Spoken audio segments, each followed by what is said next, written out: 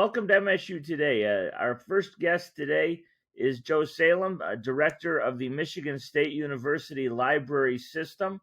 And I call it a system because there's really a lot to it than many people might expect. But Joe, it's great to have you on the program today. Thanks, Bill. It's great to be here. So Joe, one of the things that I think is very interesting is how libraries continue to evolve over time. Many of us in our youth remember going to a library and there'd be a card in a pocket in the back of the book that would get stamped, and you'd functionally check out a book, and that was kind of the library.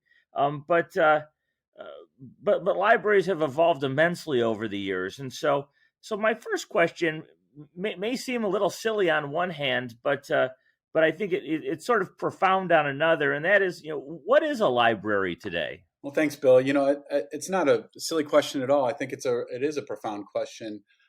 I always think about what we are at our core, and it helps to explain and keep us grounded as we keep moving forward. At its core, a library has always been the same thing. A library provides people with the resources they need to learn, either in a structured environment like a university or on their own in a public library or a special library. So it provides those resources. It provides the space, either physical or online space, to use those resources, to create new information or knowledge with those resources. And then this is the really important part. It wraps all that with technology with expertise. And that can be in the form of technology-enabled expertise or in-person expertise. You get those three things together, and any part of it can change over time. So the actual resources, that's changed greatly. We're increasingly digital first with a lot of our resources, even the information resources. We have a pretty good collections budget and a really robust collection here. 70% of it is spent on digital resources. The space is beautiful here on campus, but it's also really useful online. What makes it a library is those two components, and then having the experts to help you use, find, analyze, and then create with whatever you're using. And so as that kind of portfolio of any part of that changes over time, it's fun to see what that impacts as far as the user expectations, where they're interacting with us, what they think of the library. But it's essentially the same mission, and it helps us to pick out where do we want to grow and invest and continue to move as we keep moving forward. And as long as we stay grounded in those three essential elements, I think we're going to be fine. Well, in my prior role at the university, when I was vice president and secretary of our board of trustees, from time to time, we'd be doing research on a particular topic, and I'd come across what felt to me like an obscure article, perhaps, or something that I wasn't sure where to get my hands on. And I'd call over to the library, and it seemed as though almost instantaneously sometimes the article would appear in my inbox. And a couple sort of, I think, things to note in that. One is that the library really does an extraordinary job of serving people remotely and working, as you say, so much more digitally now than one might think of historically in terms of the library of their growing up. And so I think that's particularly relevant, in today's environment where we're in the middle of this pandemic, and remote services and digital services are so important. So how could you just talk a little bit about those kinds of services and how you're able to support people, really almost regardless of where they are around the globe? The remote work, it's part of a little bit of a mindset shift. We've been really creating a digital library here at MSU well before I got here over the last 10 to 15 years. The mindset shift in the last few months has been, how do we do this digital first or remote first? And I think the university's dealt with that as well. We're in a really good spot to be able to do that, though. So we offer what we've traditionally called reference services. We offer that remotely. So users come to our website, students and faculty and staff and community users come to our website. They can ask questions just like they do when they go to any retail website. They get a help question, a little link, and they get to ask questions and get referral to experts if that frontline staff can't answer their questions. So we're able to provide those services remotely. We always did, but now it's kind of digital first. It's on more pages, and it's where we do a lot more referrals. With the digital collections, we were able to provide access to those collections anywhere and all the time. What I think we've really learned over the last few months is how to further integrate that into courses. About a year ago, we recruited our first open educational resources librarian with the goal of decreasing costs or holding the line on costs for course materials. That person, Regina Gong, she's nationally known. We're very lucky to recruit her to MSU. Having her on board months before the pandemic really hit was really wonderful because we were already starting to think about library materials and courses. And what does that mean as far as, first of all, open and no cost, but also licensing course materials. So we've been using library materials to do that and thinking digitally first whenever we can. It's a little bit more tricky with course materials because that business model still wants to sell individual textbooks to students. But where we can get involved, we've been doing that. And the librarians have been identifying really great resources to do that as well. And I've been really encouraged. We've been lucky. The governor's orders allowed us to keep basic operations even as early as March. So we have really great units like our ILS, our Interlibrary Services unit, and our Patron Services unit that do take digital requests, and we fulfill a lot of things digitally. But there are some things in some publishing areas where the business model doesn't work for them digitally yet. And so we've been moving a lot of our physical collections around.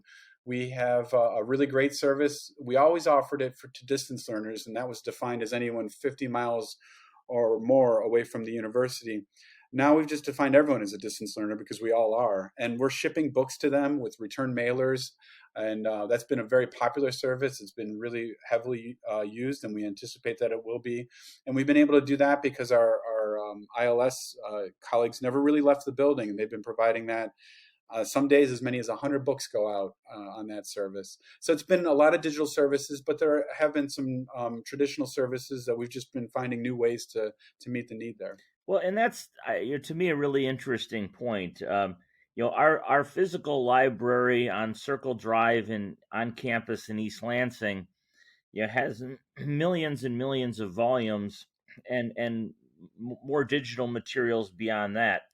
But really, when we think of the MSU Library, we can think of a library that is maybe not infinite in scope, but much larger than our physical presence on campus because of the interlibrary loan arrangements that we have. So, could you just share with us the scope of if I come in and I'm looking for a particular volume that, despite our incredible collection at MSU, we may not own. Our library has the ability to, literally scan the country and see if another library has that volume or that article or what have you, to get that for us. So really, although we have one library that physically sits on our campus, the network of libraries that we consider friends and share materials with is vast. It is, Bill, and that's a really great point. The overall network is vast. The other one that we really want to think about, and you work with this on the athletic side, is our core network, our core consortium is the Big Ten. And the Big Ten is not only an amazing conference for athletics, it's also an amazing athletic association. We recently worked with a group called OCLC. It's a group within libraries.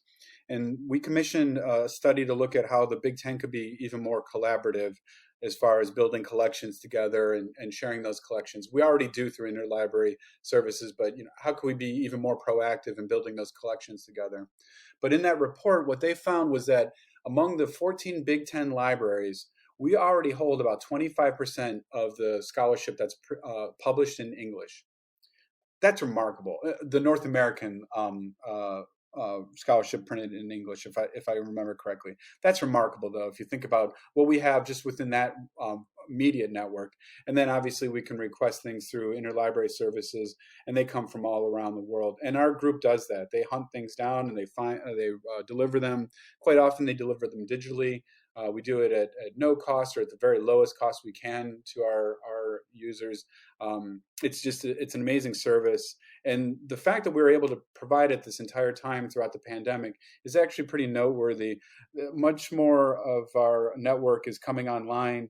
We're seeing more of our colleagues in similar services throughout the Big Ten and other research libraries are getting back into their facilities. But there were many months where we were the only interlibrary services group, certainly within the Big Ten, providing that service. So it makes it more challenging sometimes to get materials from other libraries. What we found was when we couldn't find it in another library, we worked with our acquisitions unit, which was also available in the building and really dedicated. We just made purchases to fulfill need for faculty and students. The real goal is to facilitate research and academic success. And so the dedication of this group and the fact that they really never left has been, I really found it to be inspiring. And it's one of those things where I want to make sure that we get them what they need to keep their work going, because they've been keeping the campus going in some ways. Yeah, no, 25% is it really is an extraordinary figure. Among 14 libraries, it's just remarkable to me. Yeah, no, that's really very, very amazing. And you think about the wealth of information that's printed in the English language, just extraordinary. So one of the one of the things that I've always found interesting, and I've been visiting the MSU Library, really most of my life, and it's fun to walk the halls and walk through the stacks and see the just the extraordinary array of materials available from the map library to the our extensive collection in things like turf grass and other areas.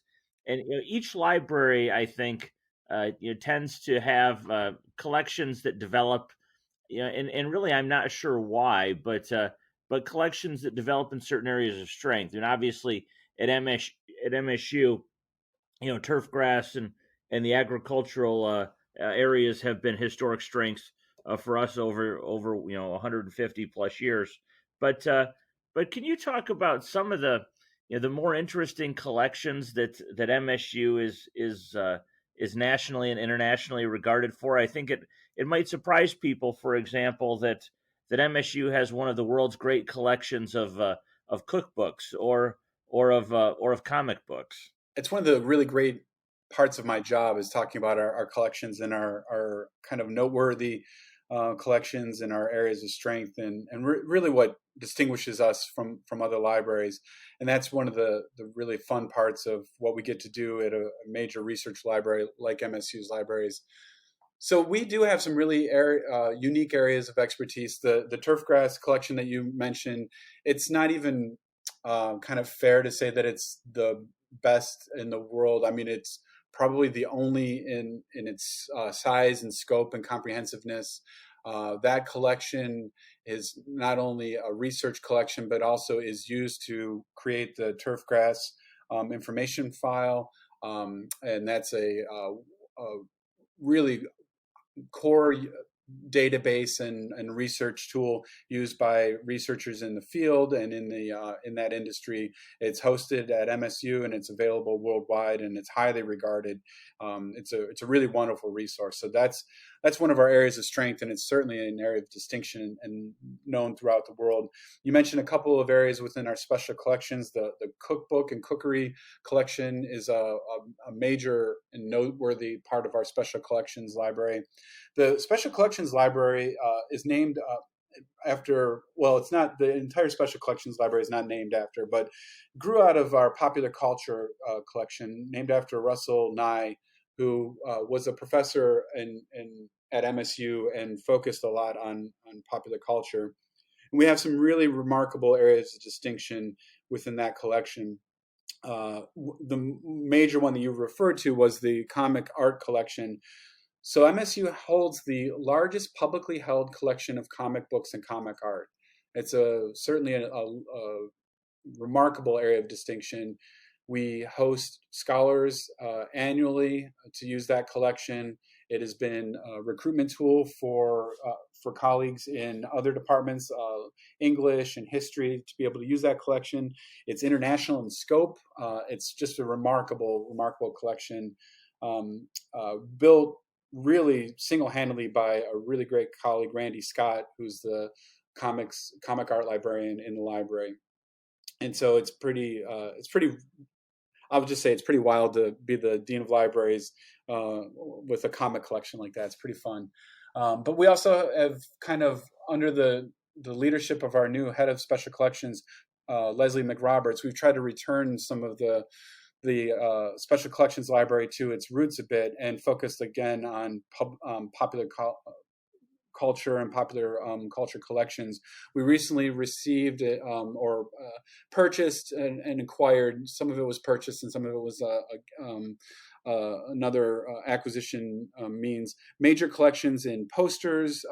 We have radicalism posters, counterculture posters. We've recently acquired the Jack Bodner collection, 60s and 70s counterculture and rock posters from the Detroit, Ann Arbor, East Lansing, basically Michigan. So rock bands like the MC5, the Stooges, anyone who came through Ann Arbor at that time, and major counterculture posters, 25,000 pieces in that collection, and we're still getting through the processing of it because it was acquired during the first pandemic lockdown. So these are areas of distinction.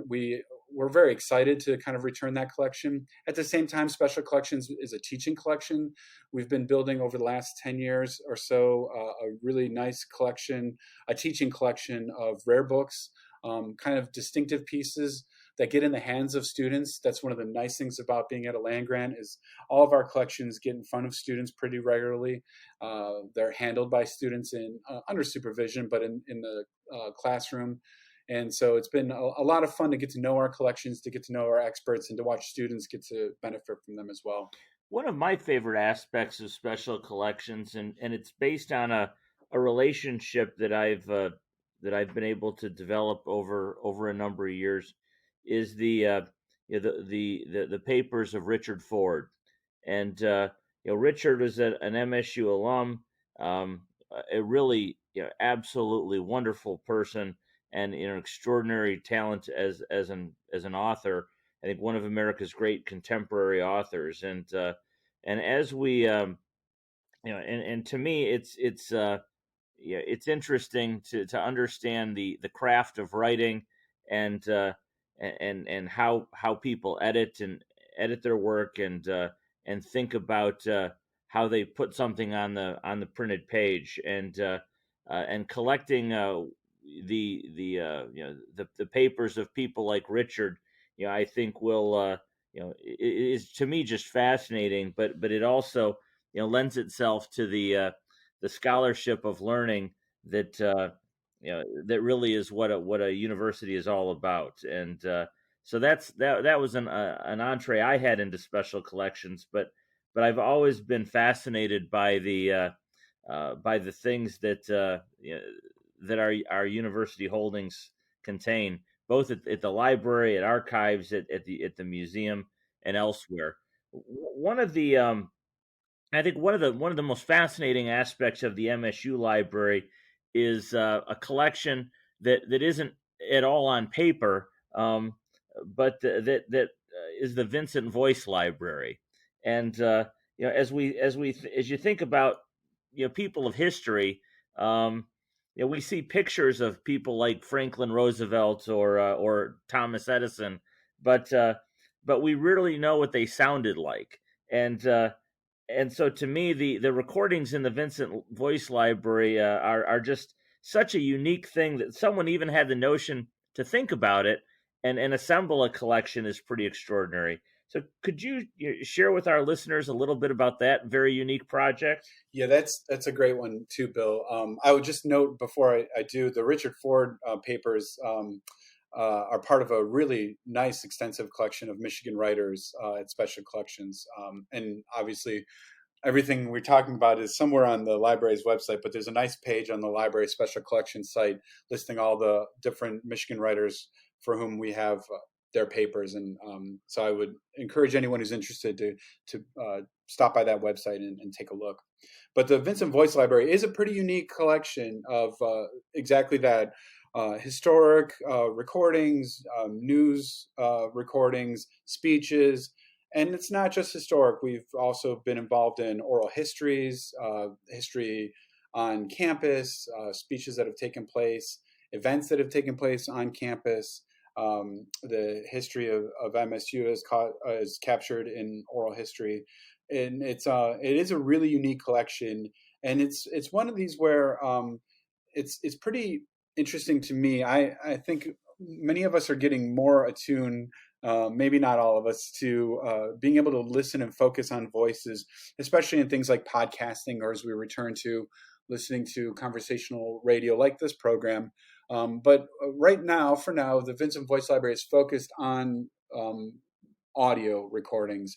And so the experience whenever I listen to anything on that is truly remarkable, because you do focus on the voice and what the delivery sounds like, and how it is effective when you listen to a speech, historic speech or a political speech, in a way that I think sometimes, at least for me, gets a little bit lost when you watch the video and you watch all the other cues. And so it's just another pretty fascinating resource that's been collected over years. There's quite a bit of material still being digitized and always being collected. And it's one of these where we're able to partner with researchers on campus when they're doing oral histories. The Vincent Voice Library, depending on the collection scope, is sometimes a destination for those recordings. So it's a fascinating, it's truly unique. There are not very many collections like that. So let me ask you a few sort of more fun questions to wrap up our time today.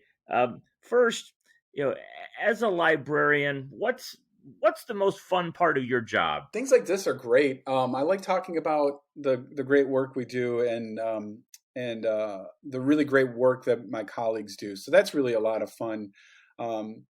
This will maybe give you a sense of the things that I like to do in my, I guess, spare time, whatever that looks like nowadays. But I was invited in recently when we received a major collection of activism posters, and there was an unboxing kind of event, or just really a few of us who were really excited about them got together and watched the Special Collections staff and faculty unbox them.